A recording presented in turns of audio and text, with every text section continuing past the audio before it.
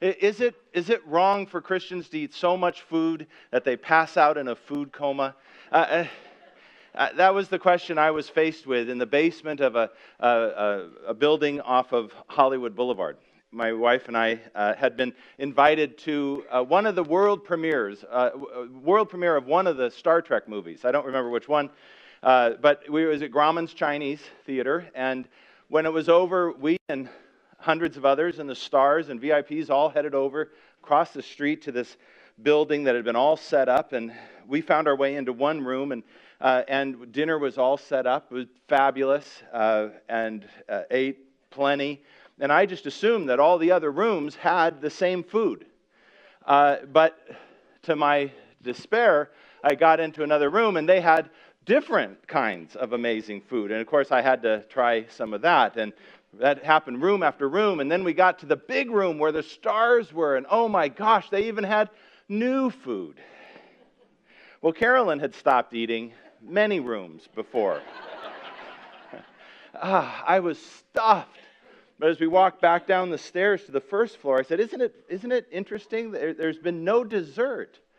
I didn't know if that was maybe the Star Trek people had said, we aren't going to serve it, or Paramount was being healthy. I don't know how these things worked, but we went on down the stairs, past the first floor, down to the basement, and to my horror, saw table after table of dessert. It was like this.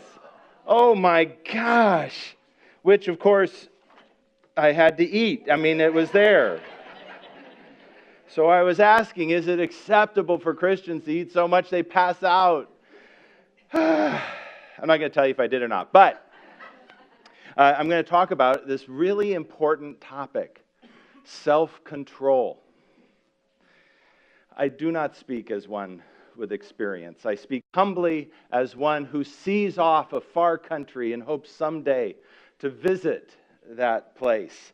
But we all could benefit from self-control. I looked for a picture of self-control. I found this one. Right? So, I just want to say, I honestly don't know what they needed to have self-control over in the first century. What did they have?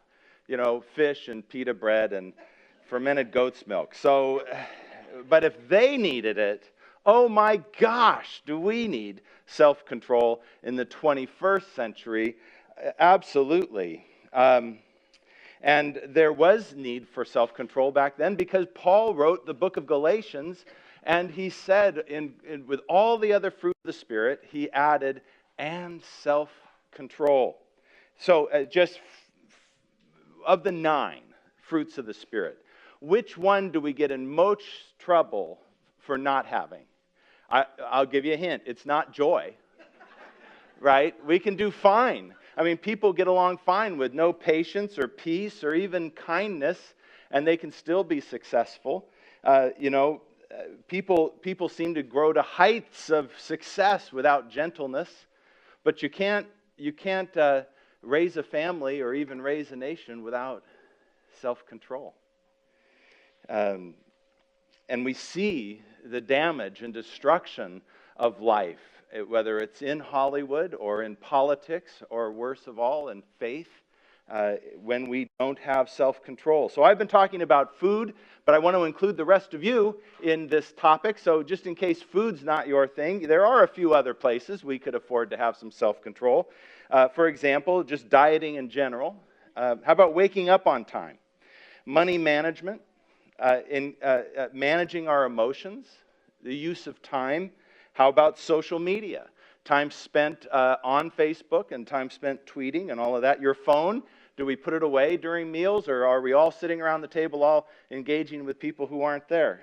How about porn is obviously an issue, and talking too much. Exercise, spiritual growth, just having discipline and self-control and all of those things. So I'll wait while we stop rubbing our heads going, I know. Jack Parr, some of us remember, I don't remember Jack Parr, but I remember that he was a TV host way back in the day. And he said this: looking back, my life seems to be one long obstacle course, with me as the chief obstacle. Joyce Meyer said, a popular Bible teacher, I think she nails it, and I think it's one of the most helpful things we can use, and it's actually a truth that we haven't touched on in our discussions of fruit of the Spirit, the characteristics of Christ. Joyce Meyer says this: I have learned that I really do have discipline, self-control, and patience, but they were given to me as a seed, and it's up to me to choose to develop them. I think that's a great observation. Now, Jesus may have started with a seed of self-control in him, but he fully developed it even before he began his ministry. He had self-control when he began, and he needed it because people were going to begin challenging him right away. And we read about his self-control in Matthew chapter 4. Jesus is baptized in Matthew chapter 3, the very last verse, and then in the very first verse in chapter 4, we read this: Then Jesus was led by the Spirit into the wilderness to be tempted by the devil. After 40 days and 40 nights, he was hungry. The tempter came to him and said, If you are the Son of God, tell these stones to become bread. Jesus answered, It is written, man shall not live on bread alone, but on every word that comes from the mouth of God. So we know that the devil goes on and tempts him 2 more times. All 3 times, Jesus responds with self-control. And because he's able to respond that way, it allows him to live into his goals and values, his faith. It allows him to live up to his own standards. The most clear example of that is in this very first temptation. So it says he's been fasting for 40 days and 40 nights, and I'm grateful that the scripture says, and he was hungry. Of course he was hungry. He was starving to death, 40 days and 40 nights without food. You know, we say, I'm starving. It means we haven't eaten for 40 minutes. But he was truly hungry. There's nothing wrong with Jesus needing or wanting to eat. That's not the point of self-control here. It's that we seek to find what we need in sources other than God. And Jesus said, I shouldn't do that. I need to trust God for my provision. He's the one who sent me out here. He's the one who's going to provide for me. And so it appears that he could have turned stones into bread. It's not a temptation if you can't do it. But he says, I shouldn't, and so I won't. And I think we learn a lesson from him. I think Jesus would have said this to us. Self-indulgence asks, can I do it? But self-control asks, should I do it? And Jesus could, but he shouldn't, and so he didn't. The Greek word root for self-control is to get a grip, to get a grasp on our desires, our actions, our emotions, on ourselves, to get a grip on ourselves.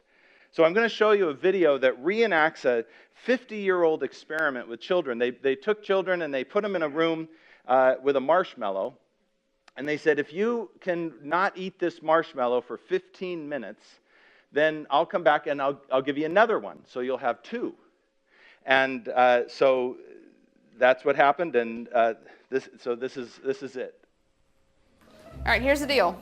Marshmallow for you. You can either wait, and I'll give you another one if you wait, or you can eat it now. All right, so it's up to you. You can have it now or you can wait. Okay?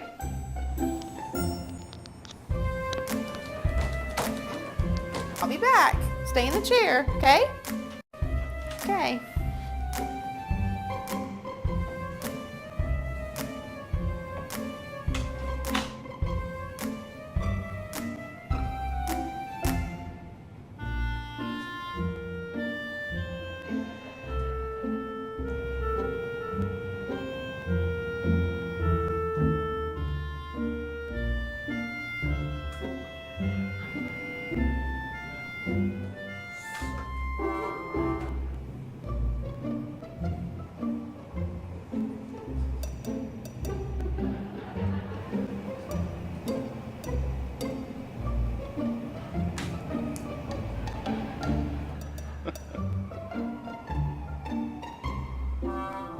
All right, so I'm gonna leave and then I'll come back, okay?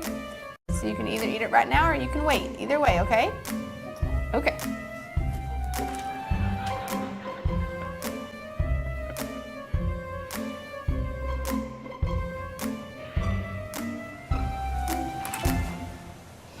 How'd you do? Did you do good? You did? Yeah. You wanted to eat it, didn't you? Yeah. So did I tell you to give you another one? Okay, now you can have both. You need them.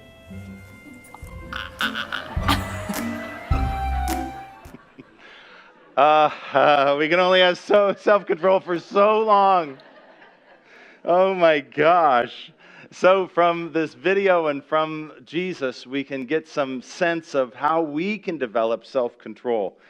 So here are 3 steps we can use to develop self-control. The first step, start with ourselves. Jesus started with himself long before he went on the scene in ministry. He looked at himself. He said, what are the areas of my life I'm going to need to work on? And he knew his ministry was going to be tough. And he knew he needed self-control. For ourselves, starting with ourselves means that we need to know ourselves, know where our strengths are, our weaknesses are. Where are we tempted? Where are those weak spots? So here's a question, am I a waiter or an eater? This comes from the marshmallows. So there were 2 kinds of kids. There were those who could wait, right? And those who ate right away. So the waiters, they were able to wait and to think about it, think about their situation, evaluate. Then there were the eaters, like that little girl. It was awesome. She would eat that thing before the woman even finished giving the instructions. She's an eater, and some of us are like that. We dive right into any situation, any event, any conversation, any opportunity without looking back, without looking to see if there's water in the pool. We just go. We're eaters. And others of us are waiters. Oh, no, I'm just going to sit back. I'm going to check everything out, evaluate, take everything with a grain of salt. We test the waters before we dip our toe in. But like those kids with the marshmallows who were the waiters, who were just like, the one who's kissing it, he's loving it, he's just, it doesn't mean that we don't need self-control as well. We may have too much confidence in our ability to resist. So for weeks we have been studying Galatians chapter 5, verse 22, which is love, joy, peace, patience, and the rest. But I want to take us back to Galatians 5:9, and it says this: a little yeast works through the whole batch of dough. So those of you who are bakers, or we know you take a tiny little bit of yeast and you put it all in, and it impacts all of the dough. And so whether we are waiters or eaters, we need to start with ourselves and realize that just even a little bit affects everything we do. A little bit of lack of self-control. And the other side of the coin is a little bit of self-control goes a long way. It helps. It makes a difference. So we start with ourselves by deciding on an area to work on. And then we move to the second step, which is start now. Start right now. Jesus was ready. When he started his ministry, he was ready to go.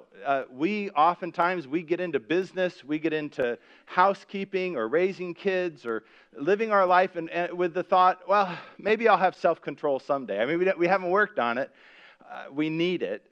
Now, I'll just say, wherever we are in our lives, we can start right now. Starting now is better than not starting at all. And the reason for this, and I really hate to tell you this, it always gets worse. I told you, I didn't want to tell you. I hate this. It sounds so horrible, but it is true. When it comes to self-control, not practicing it, it always gets worse. Carolyn needed to go to the dentist, and she had gone to the dentist, and they said, you need to floss. Well, she didn't floss. So she didn't go back because she didn't want to lie. And, they're always going to ask, have you been flossing? And some of us, we flossed the day we got back from the dentist and the day we went back to the dentist. And we said, yes, I've been flossing. But Carolyn knew that what they meant was every day. So she couldn't lie. And she said she didn't want to say no. She didn't want to hurt their feelings. She didn't want to embarrass herself. She just didn't go back. When she finally had to go back, they said, you haven't been flossing. And they said, we know that because you need root scaling, which is they go down below the gums and scrape underneath. Ah!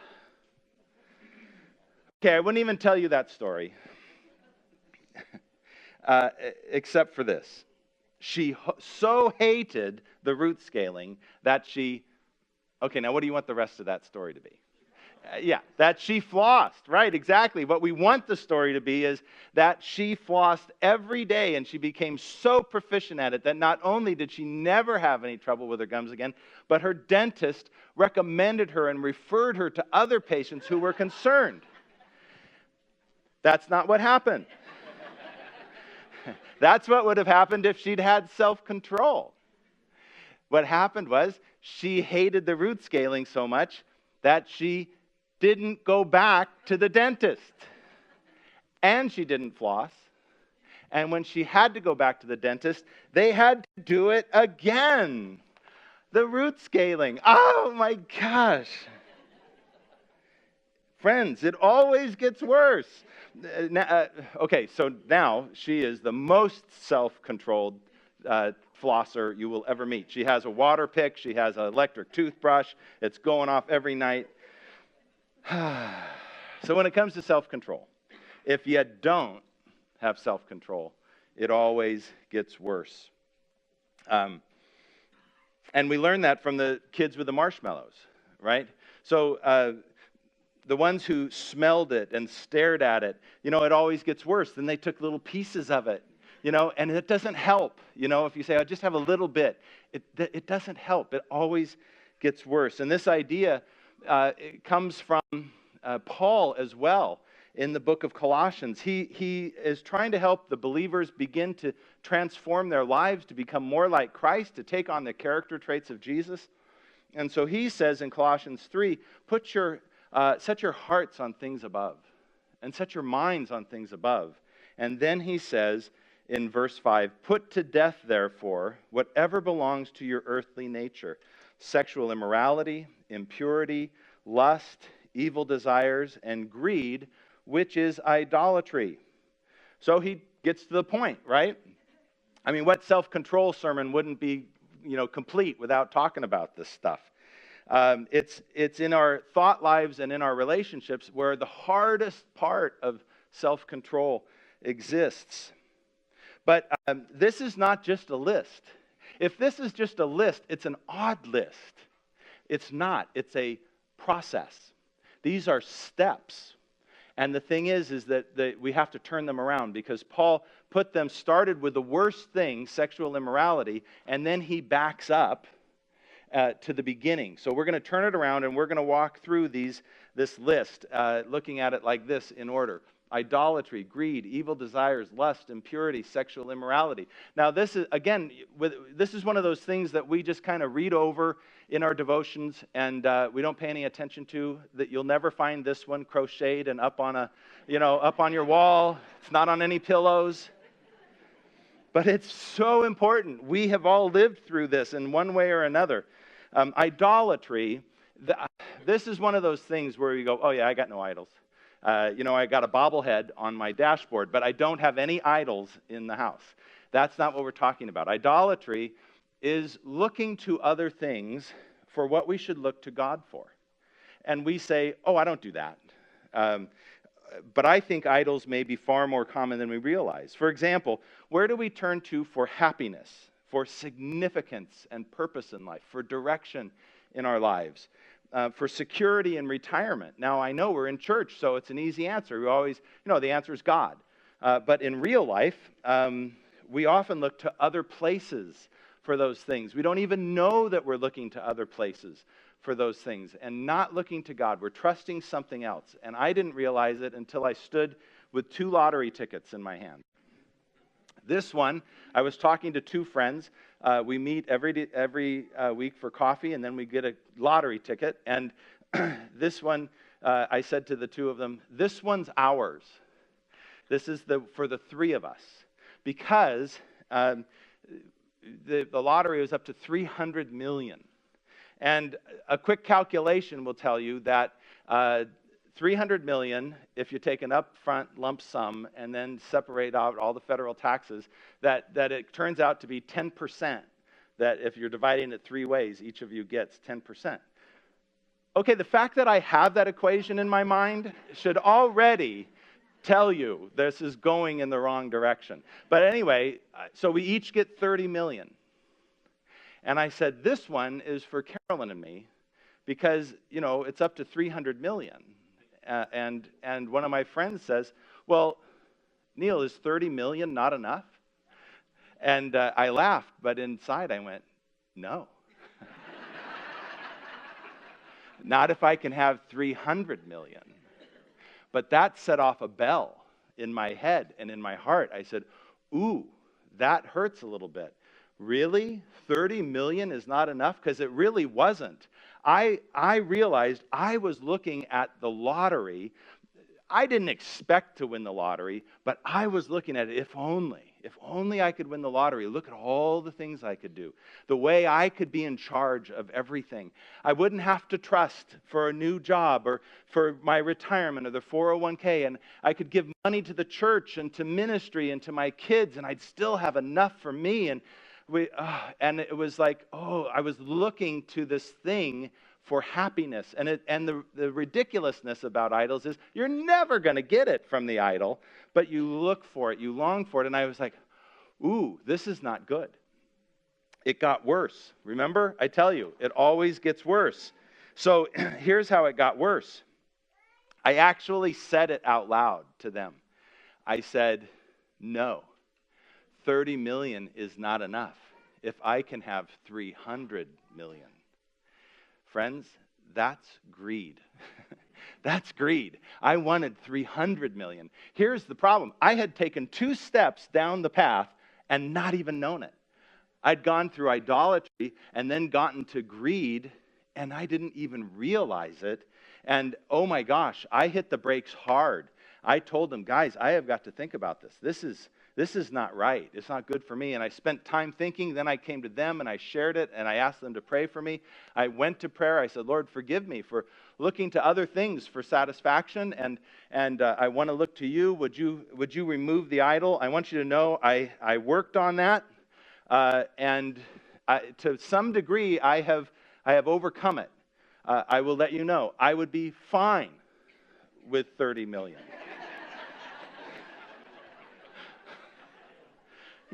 Little steps. So here we go. We're going to run through these now. I want you to take a look at it because I don't think we've ever not necessarily seen the connection. Idolatry looks to things to satisfy us and give us what we want, those kinds of things that we should be looking to God for. That's what idolatry is. Idolatry leads to greed, which is greed is a general desire for more. More is more. 300 is better than 30. That's greed. And greed leads to evil desires, which is a desire for more, specifically inappropriate, negative, ungodly things.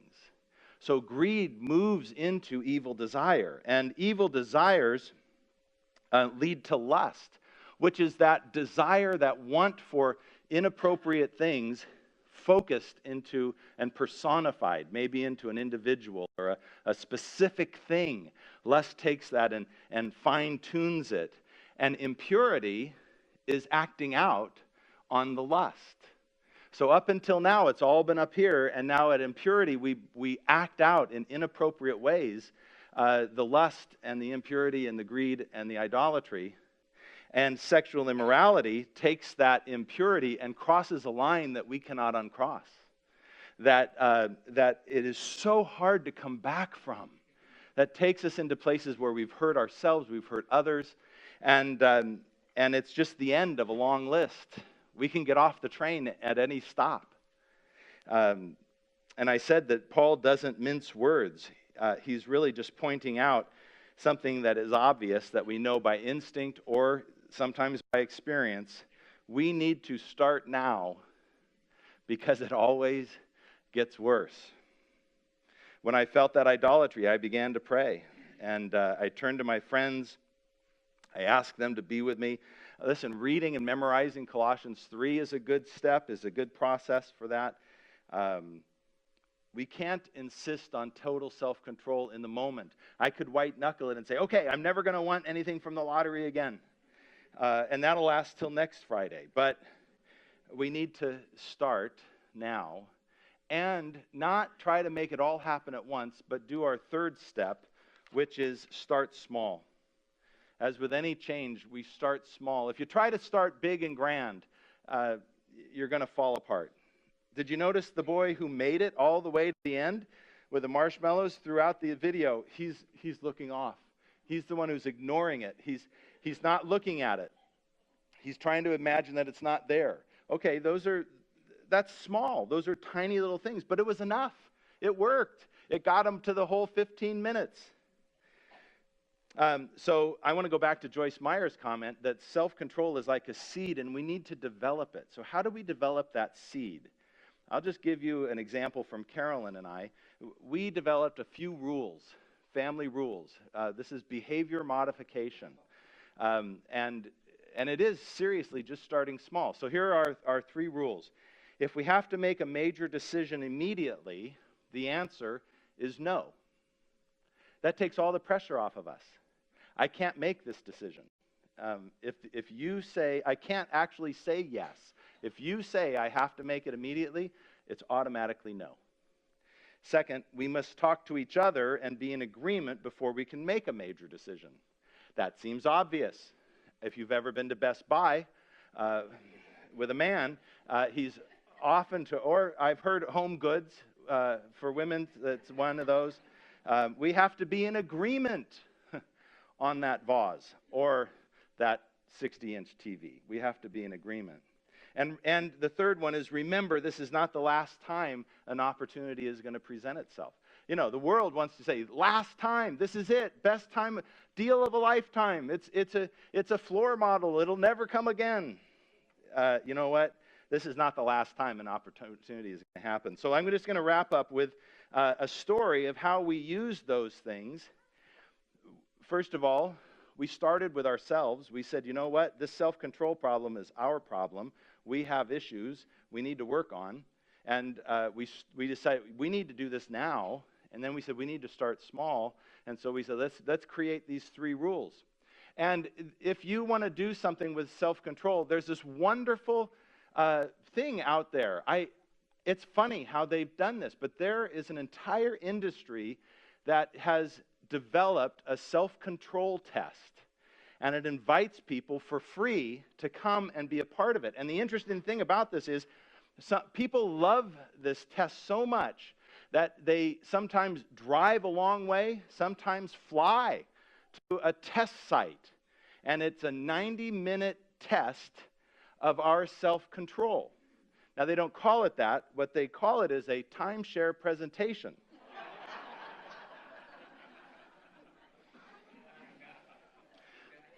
But it is a test of self-control. And we failed miserably, time after time. I won't tell you about all the times we went to Palm Springs, the flyers for Hawaii in our mail, or even the microwave that we got because we went to a solar presentation. But suffice it to say, we failed. And like moths to a bug zapper, off we go again. You know, and of course it's going to be, of course we're going to turn it down. We have no intention of buying anything for several reasons. Number one, we have no money. We can't afford it. Number two, we don't really like the place. You know, for free it's fine, but not forever. And number three, we don't have any time to go on vacation anyway. But somehow those 3 things don't seem to matter very much. So we did go in with our rules, and it's amazing how a little bit of self-control with a few steps, a few rules, makes such a big difference. So the salesman says, this opportunity, this deal is only going to last as long as you're in the room. And we said, well, we're sorry, but if we have to make a decision immediately, the answer is no. Boom. Then somehow we get separated, and the person working on me And the person working on her, they're like, well, what do you think? Don't you think it'd be good for the kids? Imagine the opportunities to bring your friends and be out on this veranda. And both of us say, I have to talk to the other one. And we have to be in agreement before we make a decision. Now, if we're not married, that's okay. Have somebody with you. I'm not just a timeshares. Have an accountability person that, you're like, I really want to trust you with my decision making. I want to put myself. I had a friend who would put himself accountable to a community, and he would run his big decisions by his community. And if they said no, it was no. So that's number 2. And number 3, remember, this opportunity it will come again. So there's always that opportunity that in that moment, where one of our eyes glaze over, and we begin to convince the other why this would be so good. And then the self-control test giver, who they call sales associates, they sit back and let us do their job for them and sell one another. And that's when we look in each other's eyes and we say, remember, this isn't the last time a great opportunity is going to come. So I hope you know by now, you are not the only one without self-control. Everybody's laughing. Everybody knows. Everybody's rubbing their heads. We're all in the same boat. And I hope that will give you encouragement. You don't have to go it alone. Bring somebody along with you. Do it together. But start now and start small. And for goodness sake, for the sake of the people we love, for ourselves, for our community, let's start having self-control.